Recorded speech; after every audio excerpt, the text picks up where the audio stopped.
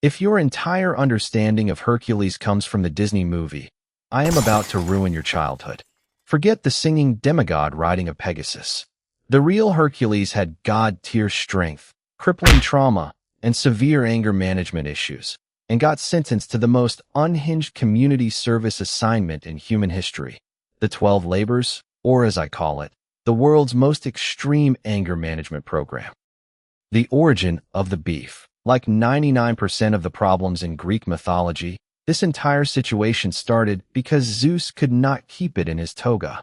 Zeus cheated on his wife, Hera, the queen of the gods, with a mortal woman, resulting in the birth of Hercules.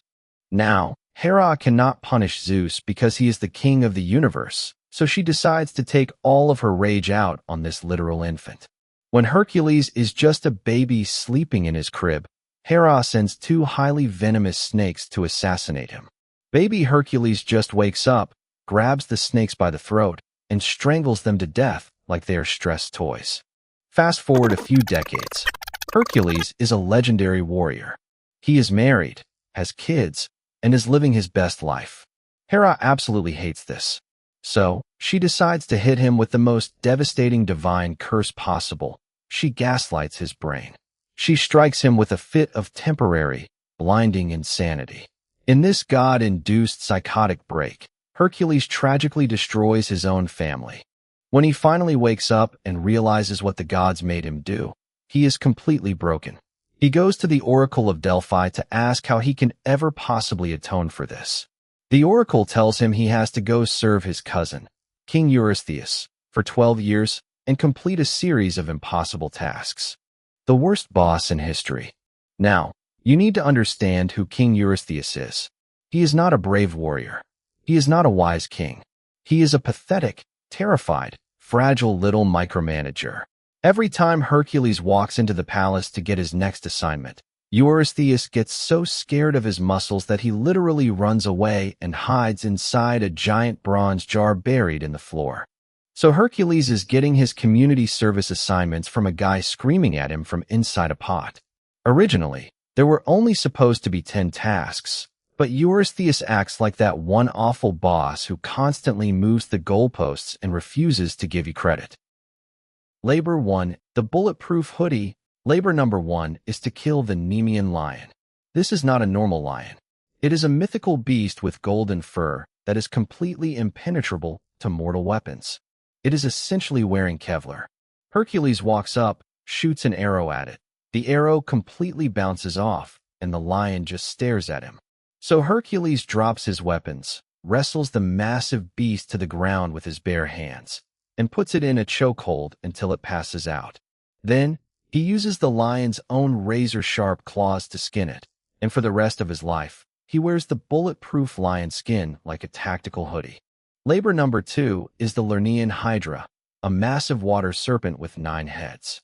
But the Hydra has a terrible video game glitch. Every time you chop off one head, 2 more spawn in its place. Hercules goes in hacking and slashing, and suddenly he is fighting 30 heads. He realizes he needs backup, so he calls his nephew Iolaus. They create a brutal new system. Hercules chops off a head, and Iolaus immediately jumps in with a burning torch and cauterizes the next stump so nothing can grow back. They defeat the monster, but King Eurystheus, screaming from inside his bronze pot, says this labor does not count because Hercules had help. Typical HR behavior. After the Hydra debacle, Eurystheus sends Hercules chasing a sacred golden deer across the countryside for an entire year, then orders him to wrestle down a giant wild boar just so he can scare his cousin half to death with it. Both go about how you'd expect. The deer gets caught. The boar gets dragged home. Eurystheus dives back into his jar screaming. Fun footnotes, but not the real story. Because next, Eurystheus finally thinks he's found the one job Hercules cannot possibly win. Labor 5, the ultimate janitor job. Eurystheus gets tired of Hercules surviving cool monster fights, so for Labor 5, he tries to completely humiliate him. He tells Hercules to clean the Augean stables in a single day. King Augean has thousands of immortal, magically healthy cows. The problem? These cows produce an ungodly amount of manure, and the stables haven't been cleaned in 30 years. It is an actual biological hazard. Eurystheus thinks Hercules is going to spend the next 24 hours crying while shoveling 30 years of magic cow poop. Instead, Hercules looks at the stables, looks at two massive rivers nearby, and just uses his god-tier strength to literally punch a hole through the side of the mountain, rerouting both rivers directly through the stables. The massive flood of water pressure washes 30 years of manure out in about 10 minutes. Hercules completely outsmarts the system. But once again, Eurystheus claims it doesn't count because the rivers did the work, not Hercules. So now we have two voided tasks, and a king running out of ideas. Labor 6, the metal birds. Next, Hercules has to clear out the Stymphalian birds. These are man-eating birds with bronze feathers that they can shoot at people like throwing knives. The swamp they live in is too toxic to walk through, so Hercules can't just punch them. For the first time, another god actually helps him out. Athena gives him a pair of divine crotala, essentially god-tier, noise-making castanets. Hercules stands on a hill and just aggressively plays the castanets until the birds get so unbelievably annoyed by the noise that they fly up into the air. The moment they take flight, he just snipes them out of the sky one by one with poison arrows. Modern problems require modern solutions. Two more labors fly by after this. Hercules captures a bull so violent it's basically a runaway freight train, then tracks down a herd of flesh-eating horses and tames them by feeding their own owner to them. By this point, the monsters aren't even a real challenge anymore. So Eurystheus stops trying to break Hercules' body, and instead sends him somewhere strength can't fix anything. Labor 9, the toxic misunderstanding. Labor 9 is where things get genuinely tragic due to pure pettiness. Hercules is ordered to retrieve a magical leather belt belonging to Hippolyta, the queen of the Amazons, the legendary tribe of warrior women. Hercules rolls up with his crew, expecting a massive war.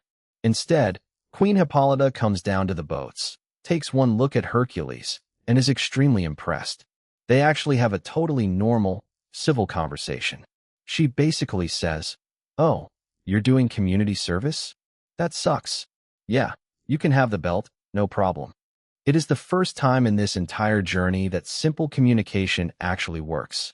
But Hera is watching from Mount Olympus, and she is furious that Hercules is having an easy time. So, she disguises herself as an Amazon warrior, runs through the camp, and starts screaming, "The Greeks are kidnapping the queen."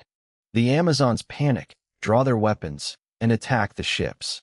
Hercules, thinking Hippolyta betrayed him, ends up killing her, takes the belt, and fights his way out. Hera literally ruined a peaceful diplomatic mission just to be a hater. One more errand follows this tragedy, driving an enormous herd of red cattle home from the edge of the known world, guarded by a giant with 3 bodies fused together. Hercules wins that one too, easily, which finally forces Eurystheus into the one task he genuinely believes is impossible. Labor 11, tricking the Titan. Because of the 2 voided tasks, Hercules has to do 2 more. Labor 11 is to steal golden apples from the personal garden of Hera. The garden is guarded by a 100-headed dragon, but Hercules decides to use his brain instead of his fists. He finds Atlas, the massive titan whose literal job is holding up the sky on his shoulders. Atlas is the father of the nymphs who tend the garden. Hercules says, "Hey man, if you go grab those apples for me, I will hold the sky for a few minutes." Atlas agrees, drops the sky onto Hercules' shoulders, and goes to get the apples. When Atlas comes back, he realizes he is finally free. He tells Hercules, "Actually, I'm just going to take these to the king myself. You can hold the sky from now on." Hercules is stuck holding the literal weight of the universe. But he pulls a massive IQ play. He says, "Yeah, fair enough. You win. But before you go, can you just hold the sky for like 2 seconds so I can put a cushion on my shoulders? It's really digging into my collarbone." Atlas, who is apparently not the smartest titan, says, "Oh yeah, sure bro." He takes the sky back. Hercules instantly grabs the apples off the ground, says, "Thanks for the fruit, idiot," and sprints away. Labor 12. The Underworld Heist. The final labor is the most unhinged request Eurystheus could possibly think of. He tells Hercules to go to the underworld and kidnap Cerberus, the giant, three-headed demon dog that guards the gates of hell. Hercules actually walks down into the underworld and goes straight to Hades, the god of the dead. Surprisingly, Hades is super chill about it. He tells Hercules, "Look, you can borrow my dog, but you can't use any weapons. If you can physically overpower a three-headed hellhound barehanded, he's all yours." Hercules finds Cerberus, wraps his arms around all three of the dog's necks, and just squeezes. The hellhound bites him, scratches him, and fights back with the fury of the underworld, but Hercules refuses to let go. Eventually, the giant demon dog just submits. Hercules literally puts a leash on the devil's dog and walks him all the way back to the mortal world. When he brings Cerberus into the throne room, King Eurystheus is so unbelievably terrified that he dives back into his bronze pot, absolutely sobbing, and begs Hercules to take the dog back and just leave him alone. After 12 years of blood, sweat, and shoveling magical cow manure, Hercules finishes his community service. His sins are forgiven. He is a free man. You would think he finally gets a peaceful retirement, right? No, because this is Greek mythology and no one gets a happy ending. Years later, Hercules gets married again. But a centaur, who Hercules previously shot with a poison arrow, tricks his new wife. As the centaur is dying, he tells the wife that his blood is a magical love potion, and if she ever thinks Hercules is going to cheat on her, she should smear the blood on his clothes. Eventually, the wife gets insecure and smears the blood on a tunic for Hercules. But it wasn't a love potion. It was laced with the Hydra venom from Hercules' own arrow years prior.